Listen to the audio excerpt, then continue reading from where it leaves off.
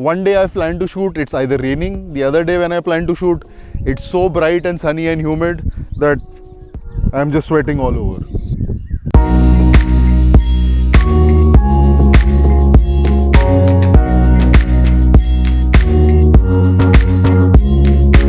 Hello and welcome back to Beach Out. Now this is my second video on the W124 E250D Mercedes-Benz, which I picked up about 1.5 months ago.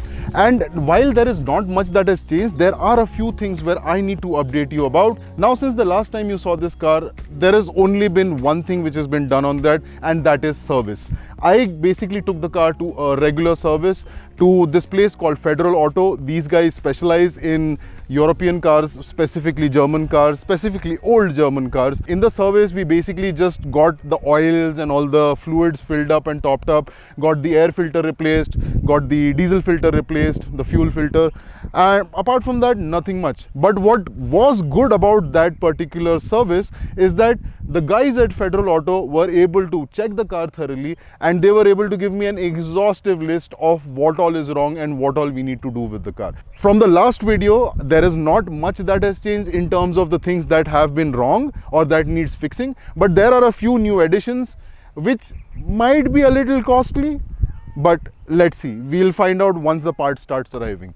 Also, another update is one set of parts have arrived. Now this set of parts which I just ordered is not like the entire exhaustive list, because I ordered from this particular website for the first time, so I didn't want to take a chance. I wanted to first see if the parts arrive on time, if there is how's the customs and the duties. So wait up for that, because I have an update on that as well, which is quite interesting. So overall, on the outside, there is not much that is wrong with the car. More or less everything is fine. There is this bumper which has cracked, which is my fault. I actually couldn't judge the distance and I went in over there. Also, another place where I goofed up is the rear tail light. The rear tail light is also broken. These mirrors have started cracking, but functionally they are still fine. So I have to take a call on them. If I want to change it, it will be purely aesthetic, or I could just let it be. The biggest thing that I need to do on the outside for this car is over here, the suspensions. You can already see the front suspension hardly has any travel left in it. That's because the suspension has already collapsed. There's hardly any oil in there.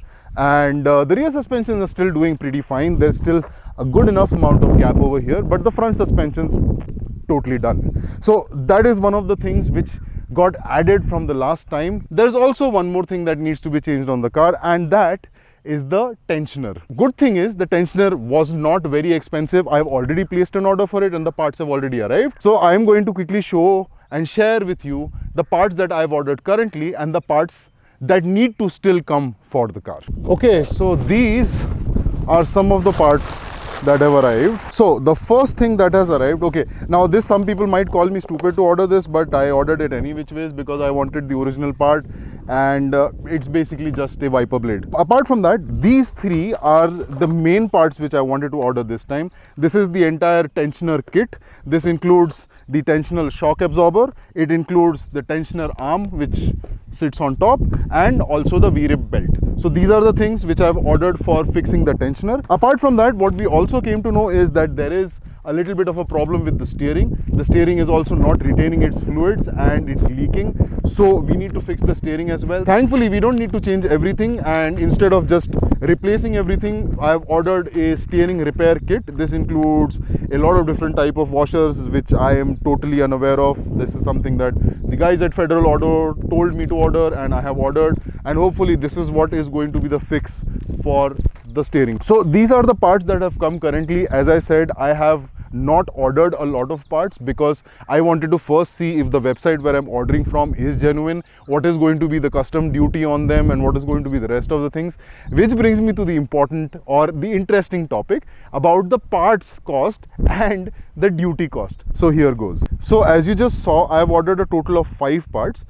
The best part about this particular car is that, okay, from the engine front, most of this car you can get the parts in India. Let's see going ahead how things work, if I would need to order more parts or if I can just source parts locally. But as of now, the 5 parts that I ordered, these are the prices. Also, I've ordered one more part. My boot lid basically doesn't stay up because the gas spring is completely gone. So I've ordered a gas spring as well.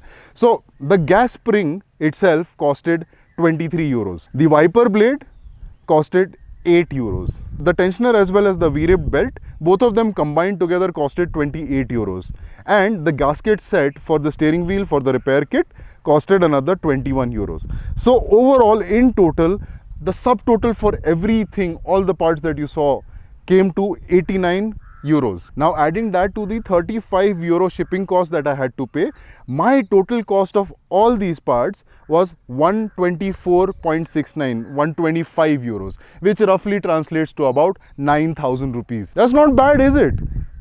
The worst part is though, not that. The worst part is that my parts costed me 9,000 rupees, but DHL guys, the guys who got it all the way to India and into my house, had obviously got to clear it from customs. And the customs is where they applied another 9,000 rupees on top of the overall part cost. So it was basically 100% duty which I had to pay, which got the parts cost total to 18,000 rupees. Now you must be thinking that 18,000 rupees sounds quite a lot, but trust me, it's still nothing. I'll tell you why. First of all, the amount of parts that I've ordered, this is for an E-Class Mercedes. These are all original parts. These are all Fabi Bilstein parts. That in just thinking about it in that way, I think the parts are really worth it. Secondly, for example, for the tensioner itself, for me, when I went to some shops to ask how much will it cost me to replace and get a new tensioner and, you know, include the labor and everything, they quoted me roughly 25 to 30,000 rupees just for the tensioner. Here I've got everything for 18,000 rupees, including 100% duty. So this initial set of parts is probably going to solve 40% to 50% of my car's current problems and issues. For the rest 40-50%, now that I know this website works and now that I know what is the kind of customs and duties that are going to get applied on the parts, I am going to maybe take a little bit more careful approach where bigger and more costly parts I'll try to source locally if that is possible. If not, then there is no other option for me but to order these parts online. So let's see what costs they are going to come to and what I'll have to pay eventually when the parts land at my home after the duties and the customs and rest of the taxes. The main thing which is going to now after this cost me a lot of money is the suspensions. Now the local mechanic which I went to, he had a solution for me which was either I don't remember asking him, either repairing the suspensions or, you know, getting used ones, which wasn't that bad. He said 15,000 is what it's going to cost, but I don't want to go down that route because I actually want to run this car. I want to run this car on a long distance journey as well. So I want to get a fresh set of suspensions on all four corners. Now the thing with that is that it's not just going to be the suspension, it's going to be the coil springs, it's going to be the main strut, then most probably it's going to be the strut boots as well, it's going to be probably going to be the control arms as well, and maybe other things, bushes, tie rods, whatever which is associated with it. So it's going to be a whole kit, and that kit, depending on the brand, what I plan to order, might cost me quite a lot of money. That is something that I'm not looking forward to actually, but that's something that I have to do, and I will update you in the next video. After these parts go on the car, I will give you another update on how the car is behaving, how it's performing. Now just to tell you and give you my overall experience for the last 1.5 months that I've had this car, man, it's been majestic. Okay, it's not the same feel that you will get probably if you would have bought this car brand new back in 1997, of course, but overall the car feels great. I mean, it still rides beautifully. The suspensions are all gone, but even after that the car rides so beautifully. Apart from that, the car just feels really good to be in. I've been using this car more or less as a daily, and despite all the things that I need to fix on the car, my appreciation for the car keeps growing on a day-to-day basis. And I know these are all parts, so eventually I am going to get to repair all of them. Till the time I find the parts, I am going to get it fixed, I am going to get all of it repaired. I'm already quite crazy about this car. The only thing probably which I am not so crazy about is the engine. This is the E250, which means it's got the 2.5 litre 5-cylinder straight 5 engine, and it's not very powerful. It's okay. When you're driving around in the city and when you're just cruising around, that engine is fine. It totally helps, it totally works, especially in third gear. The third gear in this car is brilliant. You can just put the car on third gear all the way from like 10 kilometers per hour all the way up to 60, 70 kilometers per hour, and the car will just seamlessly go through it. It'll just keep chugging along. as a car to cruise in the city with this engine, it's totally fine. The problem, however, comes when I want to use this engine and this car to overtake things, or to, you know, drive a little bit spiritedly, because it's a naturally aspirated 2.5 liter diesel. There is no turbo, which means that there is really no lower end torque, nothing. Especially in fourth gear, fifth gear, there is absolutely, if you're at, let's say, 1000, 2000 RPM, there's nothing there. You really need to wait for the revs to build up, maybe cross 2500, and then you start experiencing some poke. Even in this condition, the car drives so well.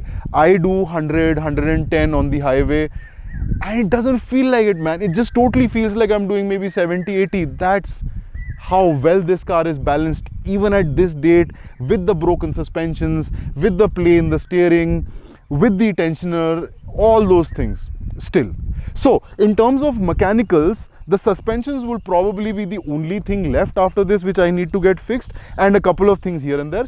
After that, the car itself, in terms of its mechanical capabilities, would be totally fine. Then what I need to start working towards is the interiors, the aesthetic bits. Like, for example, one side the speaker grill has fallen off, so I don't think I need to get a new one. I need to repair that and fix it. The trim pieces are sort of kind of loose, they need to get fixed. The AC vents are broken, as I showed you in the last video. There's nothing functionally wrong with the AC, although aesthetically the vents are broken. So that's the update for now on my E250 W124 1997. I am going to keep you posted with more videos about the progress of this car. Thank you so much for watching, and I am going to catch you in the next one. Till then, ciao.